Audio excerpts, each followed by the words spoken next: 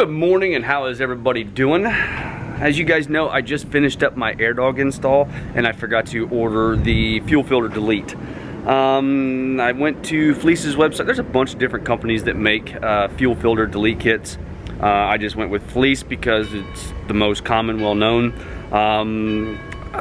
Like I said, there's a bunch of different companies out there that make them in different styles that bolt to the original filter housing, you know, in its location, or just a piece that goes in between the two return lines. So what I did is I went to Fleece. It was $85, and I thought, you know what, just for shits and giggles, I went on Amazon and found it actually $5 cheaper than what Fleece was selling it for. So I ended up purchasing it from Amazon. I had it Prime, had it shipped, had it within 2 days. What I picked up was, like I said, their Fuel Filter Delete kit.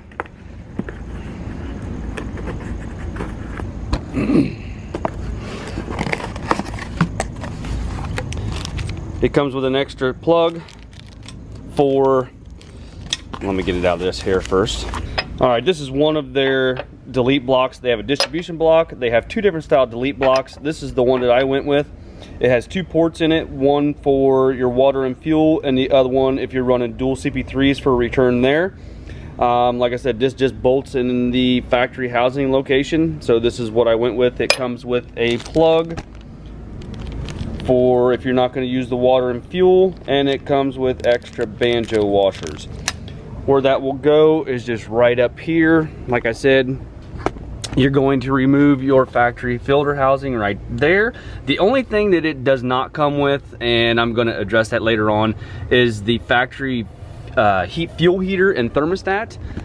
There is no place to put that in the scenario, but like I said, I'm going to address that later on. So with doing that, that will complete my fuel upgrade as far as the delivery system. So right now, let's get putting that on the truck. You'll need just a just a 3/8 ratchet and just some various sockets. I believe 17mm and 10mm will take care of the whole thing. All right, after going underneath and unhooking your factory feed right there, you can start by taking off the 17mm line up front here, and that is the return from your rail and also the return from your CP3. And then also take off the 17mm back there, which is the excessive fuel return from the back of the head. Those two go together and then go on back to the tank. And then there is a bracket on that back side that you're gonna have to take off too. And then unplug your fuel heater and unplug your water and fuel sensor. And then that should come right out after unbolting it from the side of the head.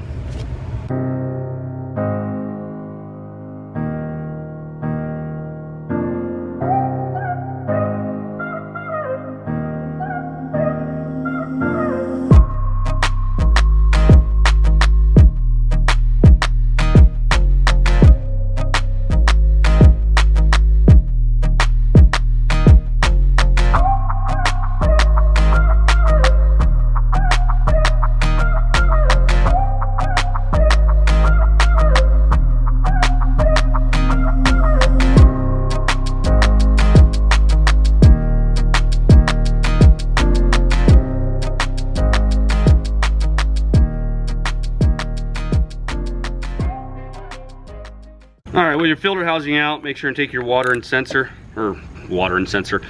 and water sensor out. It's a 19mm.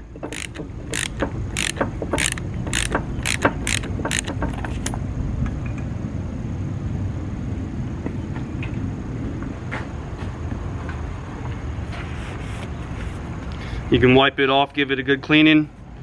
Everything looks good by visual inspection. And that'll go right in the bottom right here.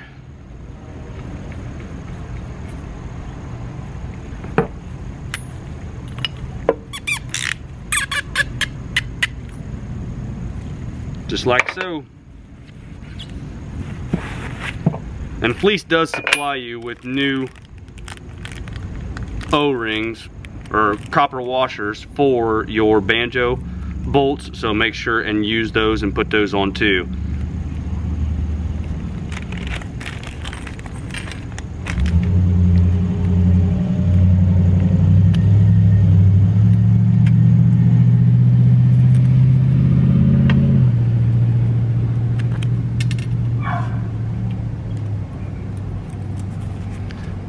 These other two will go on the back side right here.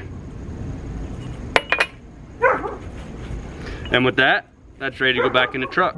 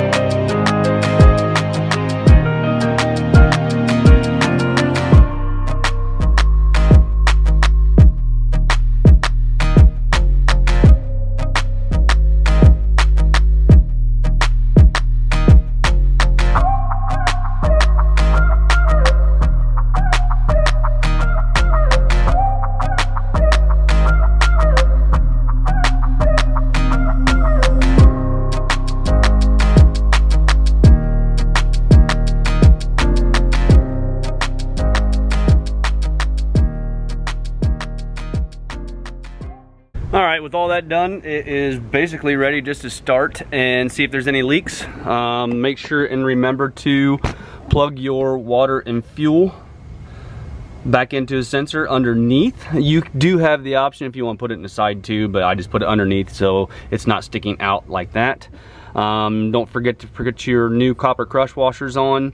I did have to move my dipstick out of the way.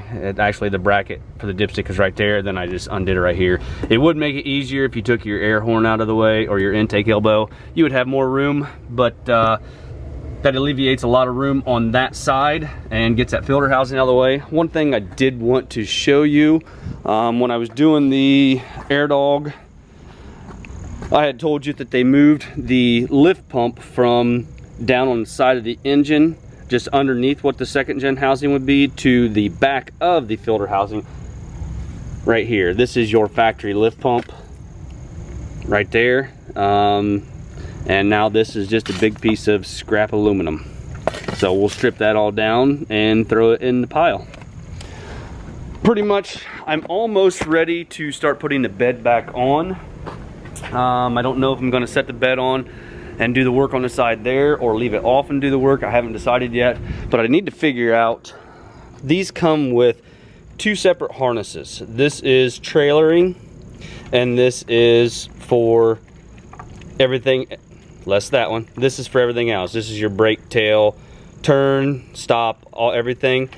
They put two separate harnesses in, and they actually have up here in the fuse panel separate fuses for your towing harness and your regular tail light harness. So they put everything separated, that way if you have an issue with trailering or vice versa, you know, you still have lights. So they have everything separated. Right now I have everything I need except for, that's electric brakes, I don't remember what the other ones are, but I have everything I need except for a left turn for some reason. I'm not certain why my left turn's not working, unless there's an issue within one of these Scotch locks. These are all coming out and we'll get all soldered back together with shrink tube, and when I'm soldering those back together I will put that in place too and solder everything together and shrink tube it, dielectric grease. That way there's a lot better connection. If you don't want to do this, they do make a kit that will, this is the bumper plug here. You unplug this and basically it's a T. You plug that into one side of the harness, you plug the other side of the harness into your plug, and then it wraps around, goes through up in wherever you so choose to place your inside of the bed plug for your fifth wheel or gooseneck. They do have that option. It's about $85 to $90, and this was $8 for this wire. So that's why I went that route, and my wiring harness is already compromised, so I thought I would just go ahead and do it that way. One other thing that I wish I would have done when I was doing the air dog was waited on this return. I had it wrapped and routed in here. I would have to put just another piece of rubber hose on the outside so that doesn't rub on that metal. But what I wish I would have done is left a piece, and I would have had plenty of hose, because right here's what's left over after I'd done the job, to route this around, come through here, and then up and through into this connection for the factory feed, which is now the air dog return. So that's the only thing I wish I would have done, was waited till the end to do this. I would have had plenty of hose to do so. Right now my only option is to cut this and splice it, or just go buy some new hose, which is probably what I'll do. So anyway guys, I've got that Fleece Fuel Filter Delete in. Like I said, the only thing left to do is to start the truck and make sure there's no leaks and go from there. I think next I need to run and get some trans fluid, because it is not available yet through Hot Shots. I have the test oil in my second gen, but it's not available to buy, and I don't know if I can get anything else, so I'm gonna go buy some. And we need to change the diff fluid and the trans fluid, then everything will be changed and ready for the bed along with the electrical, get that done. So anyway guys, if you don't mind, hit that like button, give me a thumbs up, subscribe if you have not already done so, and we'll talk to you guys later on. Bye bye.